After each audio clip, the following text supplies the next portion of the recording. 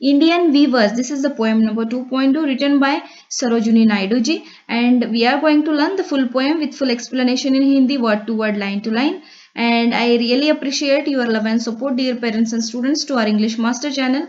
ये हमारा चैनल है और आप जिस तरह से कमेंट्स थ्रू आपका प्यार बसा रहे हो हमारे चैनल पे, आई रियली अप्रिशिएट. इसी तरह से हमारे चैनल के साथ बने रहिएगा और लाइक शेयर सब्सक्राइब जरूर कीजिएगा. चलिए शुरुआत कर देते हैं. This is the photo of Sarojini Naidu ji. ये है सरोजिनी नायडू जी. इनका टाइम पीरियड था 1879 to 1949 and she was political activist. राजनीतिक उनका कार्य रहा है. Feminist and the first Indian women who became the president of the Indian National Congress. ये भारत की फर्स्ट इंडियन प्रेसिडेंट थी जो इंडियन नेशनल कांग्रेस से थी. She was an important figure in India struggle for independence. Bharat की स्वतंत्रता में उन्होंने बहुत ही महत्वपूर्ण कार्य किया था. Sarojini Naidu's work as a poet earned her the sobriquet of Nightingale of India. Nightingale ये पंछी का नाम है, बुलबुल, यानी इनको बोलते हैं नाइटिंगेल ऑफ इंडिया. ये किताब उनको दिया गया था क्योंकि उनकी पोयम की वजह से, जो भी पोयम उन्होंने लिखे थे एज अ पोएट, उन्होंने ये किताब हासिल किया है. And later she became the governor of the United Provinces in 1947, becoming the first woman to hold the office of the governor in independent India. And Indian weavers, ये जो आज की हम पोएम पढ़ने वाले हैं, इज अ शॉर्ट पोएम, एक छोटी पोएम है. Where the poet talks about 3 types of garment, जो कि 3 टाइप के जो गारमेंट्स हैं, वस्त्र हैं, जो कपड़े हैं, जो हमारे जो वीवर्स हैं, इंडियन वीवर्स, उन्होंने बुने हैं. दैट द वीवर्स यानी कि बुनकर, वीव यानी बुने हैं, at 3 particular times of a day, दिन के 3 अलग अलग समय में उन्होंने ये बुनकर तैयार किए हैं. Each stanza of the poem represents 3 important events of human life. इंसान के, मानव के जीवन के जो 3 इंपॉर्टेंट इवेंट्स होते हैं, पल होते हैं, समय होते हैं, वो उन्होंने यहाँ पर रिप्रेजेंट किए हैं, बताए हैं. द फर्स्ट इज बर्थ यानी चाइल्डहुड, बचपन, एडल्टहुड यानी जवानी, यंग, एंड डेथ यानी बुढ़ापा, मौत. The colours mention in the stanzas are very significant as they indicate the moods related to the events. जो कि उन्होंने समय बताया है, सुबह का समय है, दिन का समय है, शाम का समय है, रात का समय है. दैट टाइम बुनकर ने, वीवर्स ने कौन सा कपड़ा बुना है और वो कौन से कलर का बुना है, उसको हम पढ़ेंगे कि उनसे वो हमें क्या मैसेज देना चाहती है. सो चलिए शुरुआत कर देते हैं. Weavers weaving at break of day, why do you weave a garment so gay? Blue as the wing of a halcyon world, we weave the robes of a newborn child. Okay, so यहाँ पर देखिएगा, weavers यानी बुनकर, weaving at break of day. So the poem Indian Weavers by Sarojini Naidu consists of 3 stanzas, जो कि first stanza अभी हम पढ़ रहे हैं. In this short work, the 3 stages of man's life are symbolized through the weaver's creation. So this is the first event. In the morning, they weave bright blue robes for the newborn. So चलिए पढ़ते हैं कि weavers weaving at break of day, यानी कि बुनकर दिन की शुरुआत से बुनाई करना शुरू कर देते हैं. तो यहाँ पर हमारी जो पोएटेस है, ये उनको क्वेश्चन कर रही है, जो वीवर्स है उनको, why do you weave a garment so gay? कि इतनी सुबह से आप कौन सा गारमेंट, कौन सा सुनहरा कपड़ा बुन रहे हो. GAY गे यानी सुनहरा, अब गारमेंट यानी कपड़ा, कि इतने सुबह से आप कौन सा सुनहरा कपड़ा बुन रहे हो.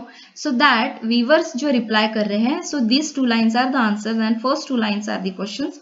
Blue as the wing of a halcyon world. Okay, so halcyon पंछी जो रहता है कि उसके पर की तरह नीले कपड़े वो बुन रहे हैं.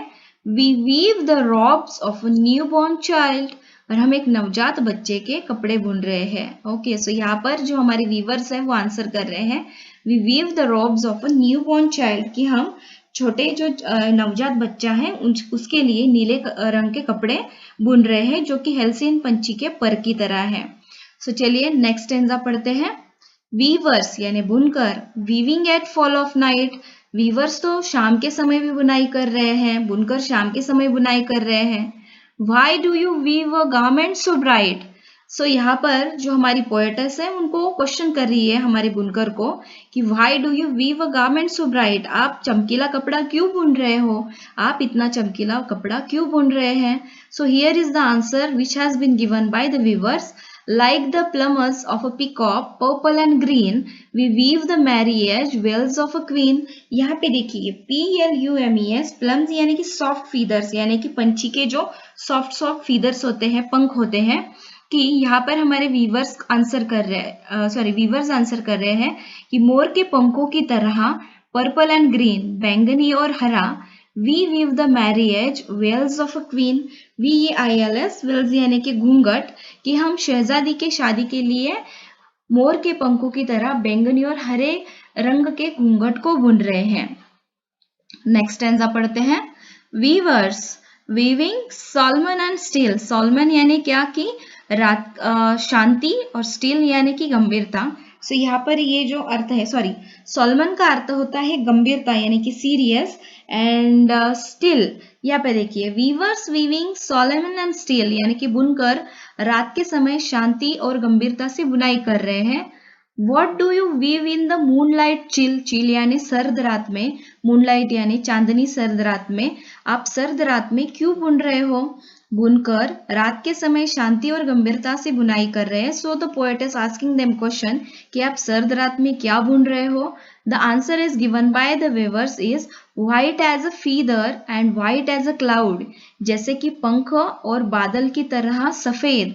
We weave a dead man's, We weave a dead man's funeral shroud. Okay, funeral यानी कि क्या स्टूडेंट्स की अंतिम संस्कार, और shroud का मतलब होता है a cloth in which a dead person is wrapped, जो कफन होता है, जो मृत व्यक्ति को पहनाया जाता है वो।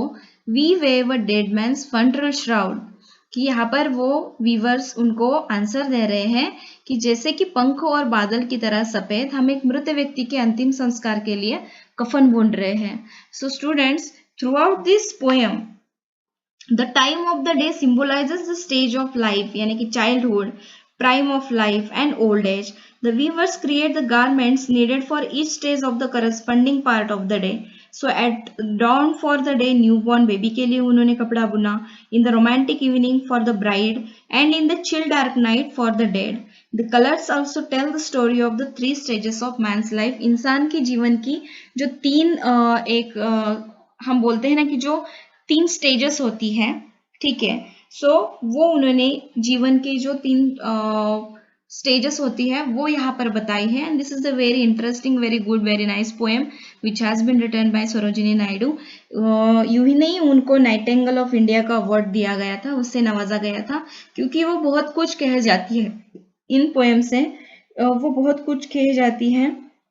And Sarojini Naidu is widely known for her poetry, which included both children's poems, या फिर as well as the themes like patriotism, romance and tragedy. हर एक टाइप के उन्होंने पोएम्स लिखे हैं।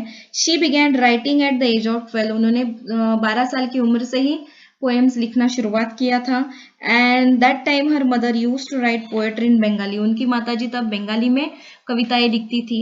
सो इस तरह से ये इनका जो एक सुंदर सा पोएम है आपके इस क्लास 12 के टेक्स्ट बुक में आया है स्टूडेंट्स, एंड आई होप कि आपको समझ में आया है। एंड चलिए, इस पोएम थ्रू आपको बहुत कुछ इन्फॉर्मेशन उनके बारे में भी मिली है, एंड जो कि एक अच्छा सा मैसेज भी आपको मिला है, that 3 stages of man's life are symbolized through the weaver's creations. किस तरह से जो बुनकर हैं उन्होंने इंसान के जिंदगी के 3 अहम पलों को यहाँ पर अच्छे सहजता से हमको बताया है। सो चलिए, जल्दी ही मिलते हैं नेक्स्ट लेक्चर में। तब तक के लिए take care of yourself, your family and your friends. और जो कि मैंने आपको बताया, डिस्क्रिप्शन में जाकर आप इंग्लिश टेक्स्ट बुक क्लास 12 का प्लेलिस्ट का लिंक चेक कीजिए, and through out this link आप सारे के सारे अभी इससे पहले जो लेक्चर्स अपलोड किए हैं और इससे आगे जो लेक्चर्स अपलोड होंगे सारे आपको एक ही जगह पर मिल जाएंगे। सिर्फ आपको वो सॉर्ट आउट करने हैं, जो लेक्चर आपको पढ़ना है, जो कविता आपको पढ़नी है, उस तरह से आप चेक करके पढ़ सकते हो। एंड कमेंट्स थ्रू आप सबका जो प्यार मिल रहा है उसके लिए तहे दिल से धन्यवाद। इसी तरह से हमारे चैनल के साथ जुड़े रहिएगा। हमारे परिवार में आप सभी लोगों का बहुत तहे दिल से स्वागत है, और आपके दोस्तों को भी इस हमारे परिवार से जुड़े रहने के लिए लाइक शेयर सब्सक्राइब जरूर कीजिएगा। सो जल्दी ही मिलते हैं नेक्स्ट लेक्चर में। तब तक के लिए thank you so much. Take care of yourself, your family and friends, and bye bye.